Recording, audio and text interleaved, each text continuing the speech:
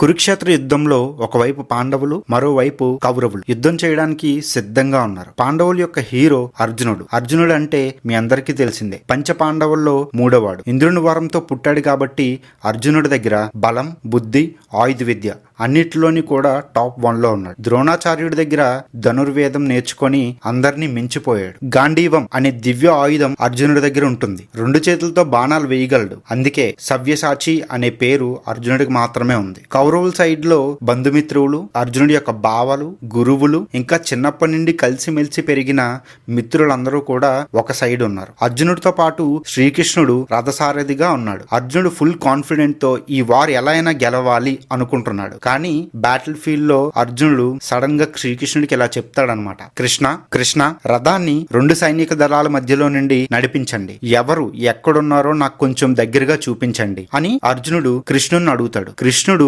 అర్జునుడు చెప్పినట్టే కామ్ గా రథాన్ని మధ్యలో నుండి నడిపిస్తూ ఉంటాడు. అర్జునుడు యుద్ధ భూమిలో ఉన్న ఒక్కొక్కరుగా చూడడం స్టార్ట్ చేస్తూ ఉంటాడన్నమాట. అర్జునుడు వాళ్ళందరినీ చూసి కళ్ళల్లో నుండి నీళ్లు తిరిగి మనస్తాపానికి గురవుతాడు. ఎందుకంటే యుద్ధ భూమిలో అర్జునుడికి శత్రువులుగా సైన్యం మధ్యలో ఉన్నది మరెవరో కాదు, తన తాత అయిన భీష్మ పితామహ, ఇష్ట గురువు అయిన ద్రోణాచార్య, ఇంకా దుర్యోధనుణ్ణి, ఇంకా తన చిన్న తమ్ములందరినీ, ఇంకా చిన్నప్పటి నుండి కలిసిమెలిసి పెరిగిన స్నేహితులందరినీ చూసి మనసు విరిగిపోతుంది. అప్పుడు అర్జునుడు మనసులో చాలా క్వశ్చన్స్ అన్నవి రన్ అవ్వడం స్టార్ట్ అయ్యింది. ఫస్ట్ వన్, ఈ యుద్ధంలో నా ఫ్యామిలీని చంపి నాకు గెలిపేంటి? సెకండ్, ఇలా అందరూ పోతే ఫ్యామిలీ యొక్క పేరు ప్రతిష్టలు అన్ని గంగలో కలిసిపోతాయి కదా?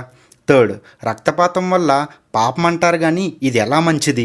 ఇలాంటి థాట్స్తో అర్జున్ మైండ్లో కంప్లీట్ డిస్టర్బెన్స్లా స్టార్ట్ అయ్యింది. బాడీ మొత్తం షేక్ అయిపోతుంది, ధనస్సు కింద పడిపోయింది, నోట్లో నుండి మాట రావట్లేదు, బ్రెయిన్ అన్నది సరిగా పనిచేయడం లేదు. ఇమీడియట్ గా అర్జునుడు కృష్ణుడి దగ్గరికి వెళ్ళి ఇలా అడుగుతాడు, కృష్ణ నేను ఫైట్ చేయను, నాకు ఈ యుద్ధం వద్దు, నాకు మనశ్శాంతి కావాలి, నాకు ఆ రాజు పదవి కూడా నాకు వద్దు అని. అలాంటి అర్జునుడు యుద్ధం జరగక ముందే కృష్ణుడి దగ్గరికి వెళ్ళి సరెండర్ అయిపోతాడు. చూసారా ఫ్రెండ్స్, ఈ చాప్టర్ లో డీప్ గా చాలా ఇంపార్టెంట్ మీనింగ్ ఏముందంటే, ఈవెన్ స్ట్రాంగెస్ట్ పీపుల్ కూడా లైఫ్ లో డిప్రెషన్ అన్నవి ఫేస్ చేస్తారు. ఫ్యామిలీ అండ్ డ్యూటీ మధ్య కాన్ఫ్లిక్ట్స్ అన్నవి ఉంటాయి. ఇక్కడ ఫ్యామిలీ అన్నది అర్జునుడి యొక్క భీష్మ పితామహ, వాళ్ళ చిన్న తమ్ముళ్ళు, ఇంకా వాళ్ళ కుటుంబం అంతా ఒక సైడ్ ఉంటే, డ్యూటీ అన్నది యుద్ధం. ఫ్యామిలీ ఈ డ్యూటీ మధ్యలో కాన్ఫ్లిక్ట్స్ అన్నవి చాలా ఉంటాయి. ధైర్యం ఉన్నవాడికి కూడా డౌట్ అన్నది స్టార్ట్ అవుతుంది. అర్జునుడు హీరో అయిన మెంటల్ స్ట్రెంత్ అన్నది లూజ్ అయిపోయాడు యుద్ధంలో. బట్ ఇక్కడ క్లెవర్ పాయింట్ ఏంటంటే, ప్రాబ్లమ్ ని కృష్ణ దగ్గరికి వెళ్ళి ఎక్స్ప్రెస్ చేశాడు. సో ఈ చాప్టర్ లో నుండి మనం తీసుకోవాల్సిన విషయం ఏంటి అని అంటే,